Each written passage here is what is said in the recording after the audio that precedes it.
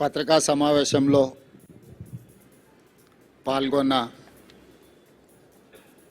PCC అధ్యక్షులు మిత్రులు మహేష్ కుమార్ గౌడ్ గారు, ఉప ముఖ్యమంత్రి వర్యులు మిత్రులు బట్టి విక్రమార్క గారు, సహచార మంత్రివర్గ సభ్యులు, నూతనంగా ఎన్నికైన జూబ్లీహిల్స్ శాసనసభ్యులు యువమిత్రుడు నవీన్ యాదవ్ గారు, ఎన్నికల ప్రచారంలో పార్టీ బాధ్యతలు, ఈ గెలుపుకు ప్రధాన భూమిక పోషించిన పార్లమెంట్ సభ్యులు, శాసనమండలి సభ్యులు, శాసనసభ్యులు, వివిధ కార్పొరేషన్ల చైర్మన్లు, క్రియాశీలక కార్యకర్తలందరికీ మనస్ఫూర్తిగా అభినందనలు, కృతజ్ఞతలు తెలియజేస్తున్నాను. ఈ పత్రికా సమావేశం ద్వారా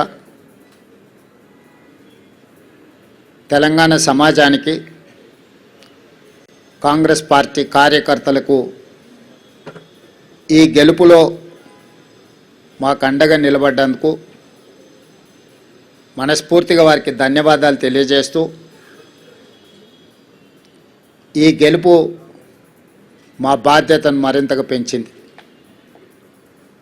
2 సంవత్సరాలు పూర్తి చేసుకుంటున్న సందర్భంలో హైదరాబాద్ నగరంలో సాధారణ ఎన్నికల్లో మాకు పెద్దగా సానుకూలమైన ఫలితాలు లేని సందర్భంలో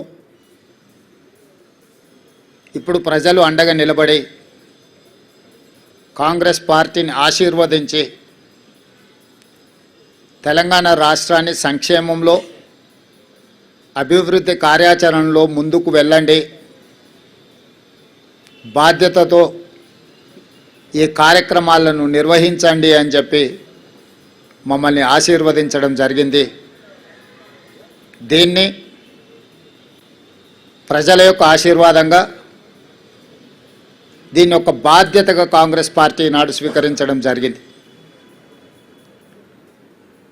ఎన్నికల్లో నెగ్గితే ఉప్పొంగిపోవడం, ఓడిపోతే కుంగిపోవడం అనేది కాంగ్రెస్ పార్టీకి తెలీదు. కాంగ్రెస్ పార్టీకి తెలిసిందల్లా ప్రతిపక్షంలో ఉంటే ప్రజా సమస్యల మీద పోరాటం చేయడం, ప్రభుత్వంలో ఉంటే ప్రజా సమస్యల్ని పరిష్కరించడానికి నిరంతరం ప్రయత్నం చేయడమే కాంగ్రెస్ పార్టీకి తెలుసు. అందుకే శతాబ్దం పైగా ప్రజల ఆశీర్వాదంతో మనుగడ సాధిస్తుంది కాంగ్రెస్ పార్టీ. అంటే ఈ సూత్రాన్ని తూచా తప్పకుండా పాటించడం వల్లనే ఎన్ని ఒడిదుడుకులు వచ్చినా, ఎన్ని గెలుపు ఓటములు వచ్చినా కాంగ్రెస్ పార్టీ ఇంకా ప్రజల మధ్యన మనుగడ సాధిస్తున్నది. అందుకే ఈనాడు జరిగిన జూబ్లీహిల్స్ ఉప ఎన్నికల సరళిని మీరందరూ గమనించారు. ఇందులో ప్రజలు విలక్షణమైన తీర్పునివ్వడమే కాకుండా పోలైన ఓట్లలో 51% కాంగ్రెస్ పార్టీకి ఓటేయడం ద్వారా ఎప్పుడూ లేనంత బలం, ప్రజాబలం ఈనాడు కాంగ్రెస్ పార్టీకి వచ్చింది, కాంగ్రెస్ పార్టీకి చెందింది. ఈ ఎన్నికల్లో దాదాపుగా 51% ఓట్లు కాంగ్రెస్ పార్టీకి, 38% ప్రధాన ప్రతిపక్షమైన బీఆర్ఎస్ పార్టీకి, 8% భారతీయ జనతా పార్టీకి ప్రజలు ఓట్లు వేయడం జరిగింది. దీని ద్వారా ఎవరి పాత్ర ఏంది, గత 2 సంవత్సరాల నుంచి ప్రజలు నిశితంగా గమనించి ఒక నిర్ణయానికి వచ్చి ఈనాడు ప్రజలు ఈ విధమైన తీర్పును ఇవ్వడం జరిగింది. అందుకే ఈనాడు ఈ బాధ్యతను తీసుకొని ముఖ్యంగా తెలంగాణ రాష్ట్ర బడ్జెట్లో 60 నుంచి 65% ఆదాయము ఈ జంట నగరాల నుంచి, ఈ ప్రాంతం నుంచే మన ప్రభుత్వానికి వస్తున్నది. ఇక్కడ వస్తున్న ఆదాయాన్ని రాష్ట్రం నలుమూలల సంక్షేమం కోసం, అభివృద్ధి కోసం ఖర్చు పెడుతున్నాం. ఈ నగరాన్ని కాపాడుకోవడం, ఈ నగరాన్ని అభివృద్ధి చేసుకోవడం, ఈ నగరంలో నివసిస్తున్న ప్రజలకు మౌలిక వసతులను అభివృద్ధి చేయడం, ఉద్యోగ ఉపాధి అవకాశాలు పెరగడానికి అవసరమైన ప్రణాళికలు రచించడం అనే దాన్ని పూర్తి స్థాయిలో మా ప్రభుత్వం నిర్వహిస్తుంది. నేను ఎన్నికల ముందు చెప్పిన ఈనాడు గెలిచిన సందర్భంగా మీ ద్వారా ప్రధాన ప్రతిపక్ష పార్టీకి, కేంద్రంలో అధికారంలో ఉన్న భారతీయ జనతా పార్టీకి కూడా సూచన చేస్తున్నా. మన పాత్రలను, మన వ్యవహార శైలిని ప్రజలు నిశితంగా పరిశీలించి ఈనాడు ఒక నిర్ణయానికి వచ్చిండ్రు. ఈ నిర్ణయంలో ఎవరి పాత్ర, ఎవరి బాధ్యత ప్రజలు విస్పష్టంగా తీర్పునివ్వడం జరిగింది.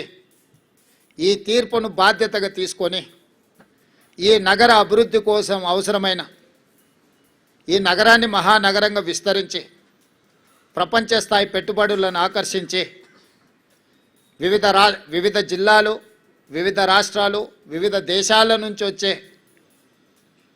పెట్టుబడులను ఆకర్షించడమే కాకుండా ఉద్యోగ ఉపాధి అవకాశాలకు విస్తరించే విధంగా నగరాన్ని అభివృద్ధి చేయాలనుకుంటున్నాం.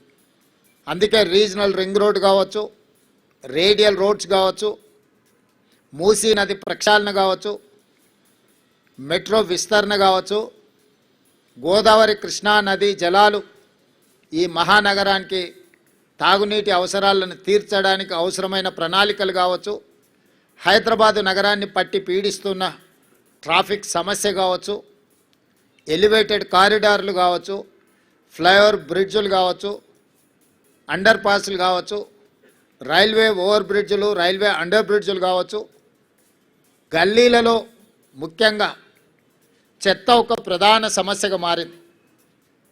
సిటీలో చెత్త ఎక్కడ పడితే అక్కడ దర్శనమిస్తున్నాయి. పారిశుద్ధ్య పనులలో సమస్యలను మేము పరిగణలోకి తీసుకుంటున్నాం. అదేవిధంగా చెరువులు, కుంటలు, నాలాల కబ్జాను తొలగించి నగరాన్ని సమస్యల రహిత నగరంగా తీర్చిదిద్దడానికి ఈరోజు ప్రణాళికలు సిద్ధం చేస్తున్నాము.